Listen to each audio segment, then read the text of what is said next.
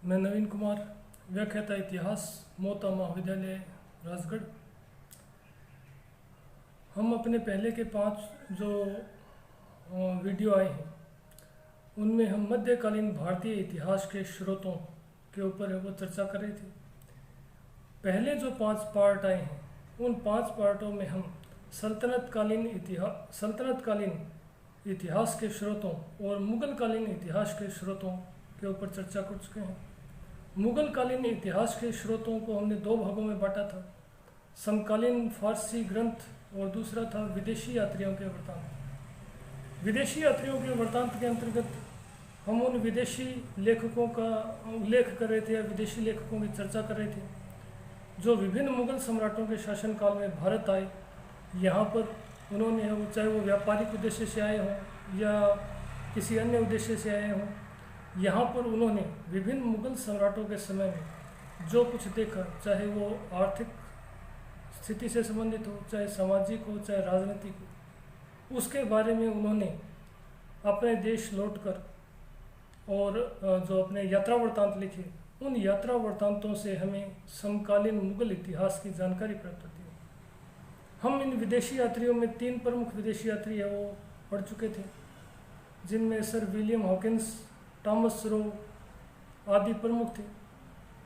उसके बाद जो हमारा चौथा यात्री था वो था पेल्सर्ट। पेल्सर्ट है वो एक डच यात्री था। यात्री न कहकर हम ऐसा कहेंगे कि मूलतः वो डच ईस्ट इंडिया कंपनी का एक प्रशासनिक अधिकारी था। पेल्सर्ट है वो डच ईस्ट इंडिया कंपनी का एक प्रशासनिक अधिकारी था। उसे डच ईस्ट इंडिया कंपनी द्वारा 1620 ईस्वी में आगरा स्थित जो डच फैक्ट्री थी उसका प्रमुख प्रशासनिक अधिकारी नियुक्त कर भारत भेजा गया। 1620 ईस्वी में जहांगीर के समय वो भारत आया और 1627 ईस्वी तक वो डच ईस्ट इंडिया कंपनी की आगरा स्थित फैक्ट्री का प्रमुख प्रशासनिक अधिकारी रहा। इस दौरान वो आगरा और दिल्ली में मुगल जो प्रशासनिक व्यवस्था थी उसके संपर्क में आया। मुगल जो आर्थिक व्यवस्था थी उसके बारे में भी उसने अपने ग्रंथ में लिखा। उसने अपना जो यात्रा वृत्तांत लिखा है वो द रिमॉन्स्ट्रेटी के नाम से लिखा है, द रिमॉन्स्ट्रेटी। इस ग्रंथ में उसने जहांगीर के शासनकाल से संबंधित प्रशासनिक और आर्थिक घटनाओं का उल्लेख विशेष रूप से किया। यानी जहांगीर के काल की 1620 से 1627 ईस्वी तक भारत की जो प्रमुख रूप से आर्थिक स्थिति थी उस स्थिति के बारे में हमें जानकारी हो रिमॉन्स्ट्रेटी ग्रंथ से प्राप्त होती है। पेल्सर्ट के बाद जो अगला प्रमुख यात्री था वो था मैनरिक। मैनरिक है वो इतावली यात्री था, एक इटालियन यात्री था जो शाहजहाँ के शासनकाल में 1640 ईस्वी में भारत आया था। मैनरिक मुख्य रूप से इतावली यात्री था। शाहजहाँ के शासनकाल में 1640 ईस्वी में वो भारत आया था। उसने अपना जो ग्रंथ है यात्रा वृत्तांत इट नेरेरियो के नाम से उसने वो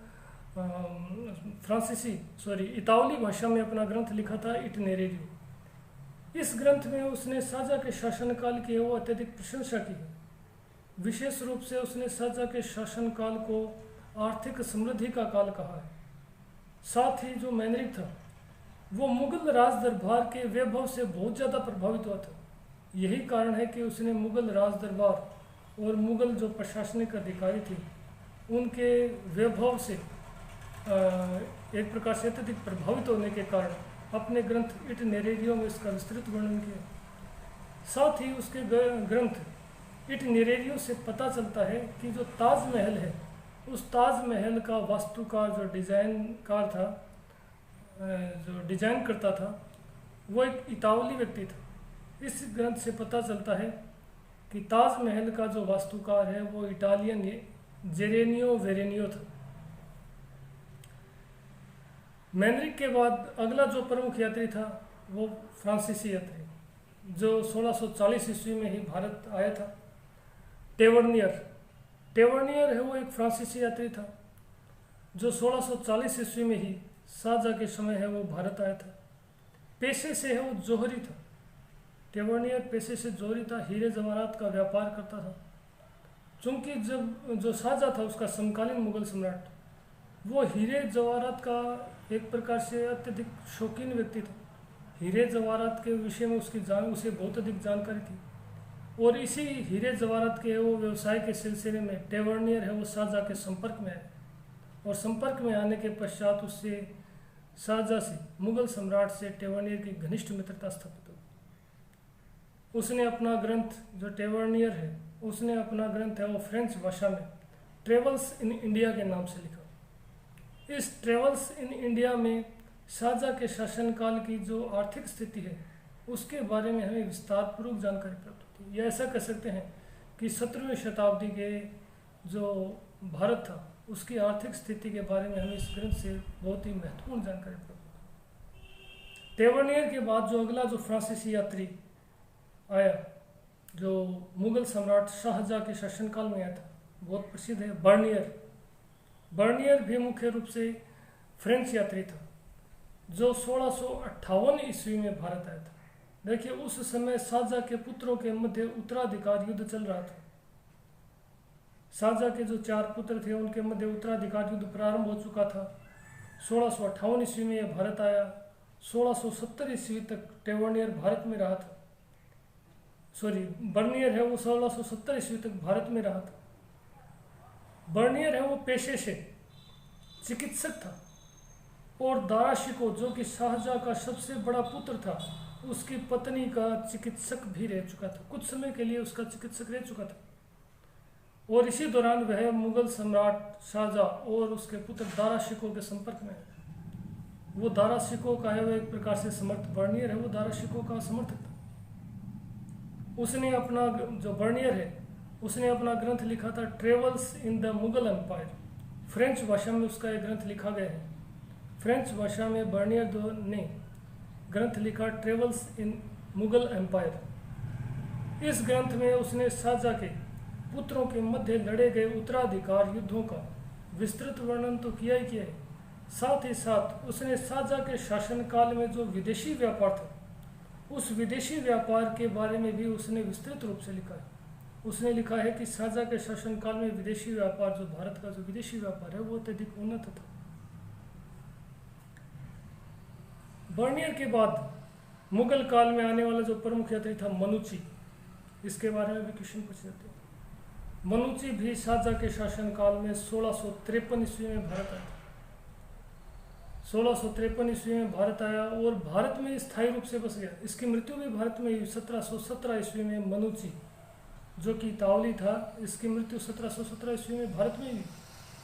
इसने भारत में इतावली भाषा में ही एक ग्रंथ की रचना की थी, सटोरिया डी मोगोर।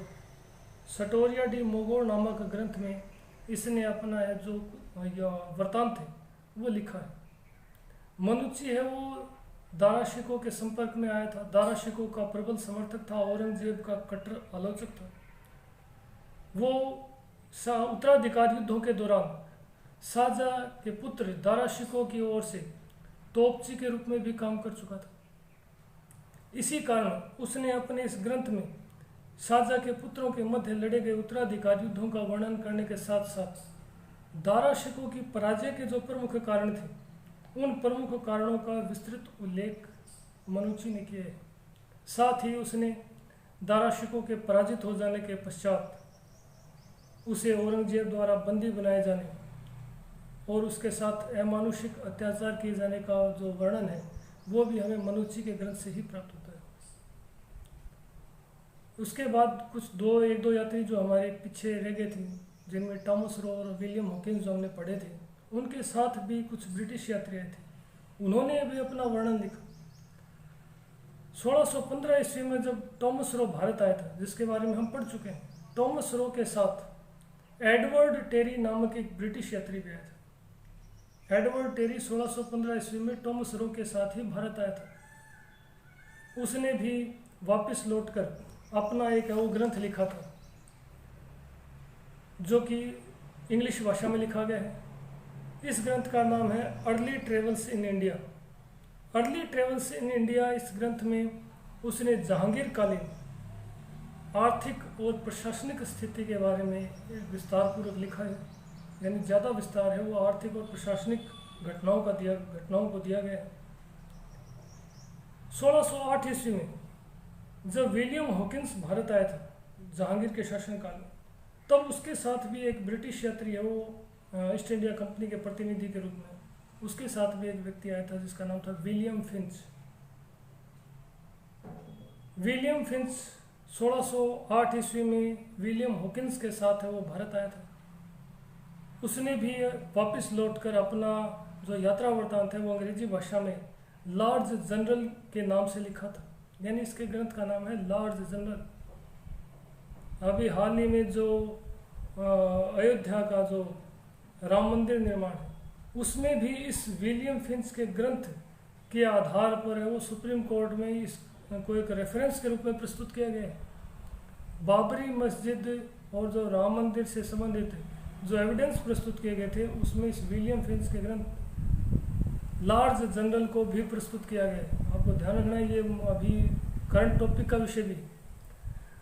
लॉर्ड्स जनरल में एक और है जो क्वेश्चन पूछा गया है कि अकबर के जो समकालीन जो ग्रंथ लिखे गए, चाहे वो फारसी भाषा में लिखे गए हों चाहे रोल्फ फिंच का ग्रंथ हो, उन ग्रंथों में कहीं पर भी अनारकली का उल्लेख नहीं मिलता।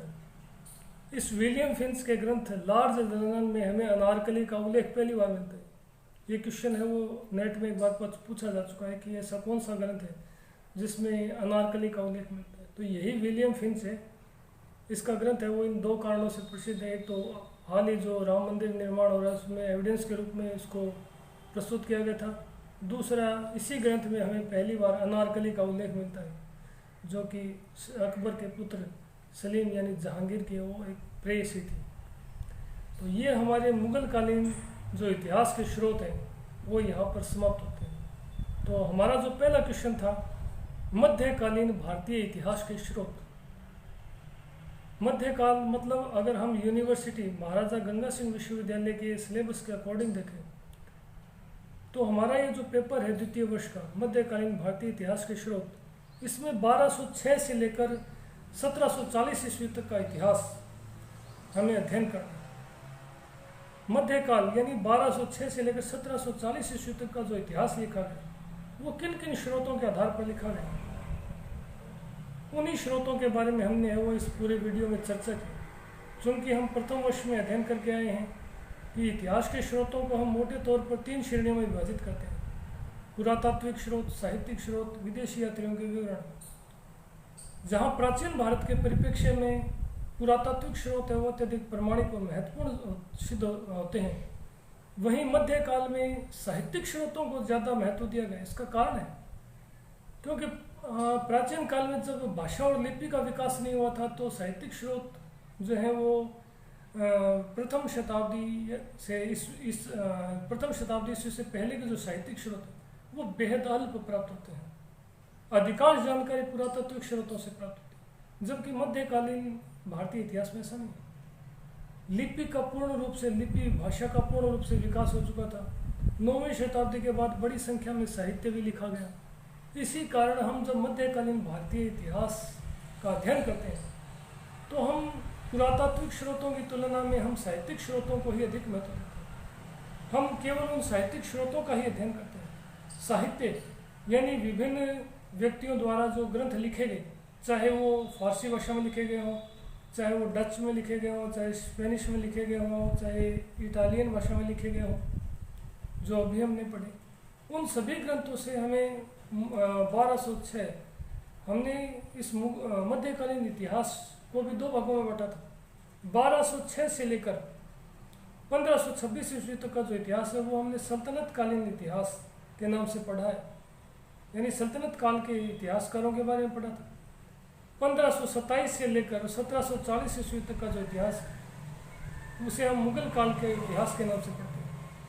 तो अभी हमारा जो लास्ट वीडियो में जो टॉपिक चला था वो मुगल कालीन इतिहास के स्रोत पर चल रहा था। तो इस वीडियो के साथ ही हमारा ये टॉपिक पूरा हो जाता है। सिलेबस के अकॉर्डिंग जो हम अगले विषय पर चर्चा करेंगे वो है कुतुबुद्दीन ऐबक। चूँकि पाठ्यक्रम के अनुसार हमारा जो सिलेबस है वो 1206 ईस्वी से प्रारंभ होता है, तो हम मोहम्मद गौरी के बारे में नहीं पढ़ेंगे। 1206 ईस्वी में मोहम्मद गौरी की पंजाब में दमियक नामक स्थान पर खोखरों द्वारा हत्या कर दी गई थी। उसकी हत्या के बाद कुतुबुद्दीन जो कि उसका सिपाही सालार था, उसके भारतीय क्षेत्रों का प्रशासक बना। हमारी जो सिलेबस है उसमें कुतुबुद्दीन ऐबक से ही जो पाठ्यक्रम है वो शुरू होता है। तो अगला जो हम क्वेश्चन करेंगे वो कुतुबुद्दीन ऐबक पर करेंगे। प्रश्न 2, चूँकि हमें विश्वविद्यालय पाठ्यक्रम के अनुसार हमारी क्लासें लग रही है, न कि कम्पिटिटिव एग्ज़ाम के अनुसार, तो इसमें हमें डिस्क्रिप्टिव टाइप से पढ़ना होगा। यूनिवर्सिटी एग्जाम में कुतुबुद्दीन ऐबक पर 2 प्रकार के क्वेश्चन पूछे जाते हैं। एक ही प्रश्न एक प्रकार से वही है, लेकिन थोड़ा घुमा फिरा कर पूछा जाता है। प्रश्न एक सीधा सीधा पूछा जाता है, कुतुबुद्दीन ऐबक की उपलब्धियों का मूल्यांकन कीजिए। यह पूछ लिया जाता है कि मोहम्मद गोरी भारत में है वो तुर्की सल्तनत की जो स्थापना की थी, उसके सुदृढ़ीकरण में कुतुबुद्दीन ऐबक के योगदान का मूल्यांकन कीजिए। यह भारत में तुर्की सल्तनत का संस्थापक कुतुबुद्दीन ऐबक था, सिद्ध किया। तो कोई भी जब शासक होता है तो उस शासक की उपलब्धियां मुख्य रूप से हम अगर व्यक्तिगत रूप में देखें तो वो व्यक्तिगत रूप से किस प्रकार एक कुशल योद्धा था, एक उसकी उपलब्धियों का जब मूल्यांकन करते हैं तो एक व्यक्तिगत योद्धा के रूप में। फिर अगर प्रशासनिक दृष्टि से देखा जाए तो वो एक प्रशासनिक रूप से योग्य था, या उसने किस प्रकार की प्रशासनिक व्यवस्था स्थापित की, क्या वो व्यवस्था दीर्घकाल तक चल पाई, क्या वो एक योग्य कूटनीतिज्ञ था, क्या वो एक योग्य सेनानायक था। यानी हम उसकी ये जो सारी आती है उसकी सैन्य उपलब्धियों में आती है। व्यक्तिगत योद्धा के रूप में, सेनानायक के रूप में, कूटनीतिज्ञ के रूप में हम जो मूल्यांकन करते हैं वो उसकी सैन्य उपलब्धियों में आता है। दूसरी उपलब्धियाँ आती है उसकी प्रशासनिक योग्यता। जब कोई प्रशासक किसी बड़े क्षेत्र को जीत लेता है तो उसे उस क्षेत्र में शांति स्थापित करने के लिए एक सुदृढ़ प्रशासनिक व्यवस्था भी स्थापित करनी होती है, और यही व्यवस्था अगर दीर्घकाल तक टिक पाती है तो उसे योग्य प्रशासक सिद्ध किया जा सकता है। तीसरी जो उपलब्धि होती है कला, साहित्य आदि के संरक्षक के रूप में। जब कोई शासक बड़े क्षेत्र पर साम्राज्य स्थापित कर लेता है, विजय कर लेता है और उस पर एक योग्य प्रशासनिक, एक कुशल प्रशासनिक व्यवस्था को भी लागू करने में सफल रहता है, उसके बाद क्योंकि उसके राज्य में शांति स्थापित हो जाती है, तो ऐसी स्थिति में कला, साहित्य और समृद्धि की विकास के मार्ग भी खुल जाते हैं। एक योग्य प्रशासक की जो उपलब्धियाँ होती हैं वो ये 3 प्रमुख उपलब्धियाँ होती हैं कि वो क्या कला, साहित्य और संस्कृति का भी एक प्रकार से उसके शासनकाल में विकास हुआ था। तो कुतुबुद्दीन ऐबक के शासनकाल में भी 2.5 दिन का झोंपड़ा आदि जो वास्तुकला की दृष्टि से महत्वपूर्ण है, अनेक ऐसे हैं वो निर्माण कार्य हुए थे जिनके बारे में हम अगले वीडियो में चर्चा करेंगे। धन्यवाद।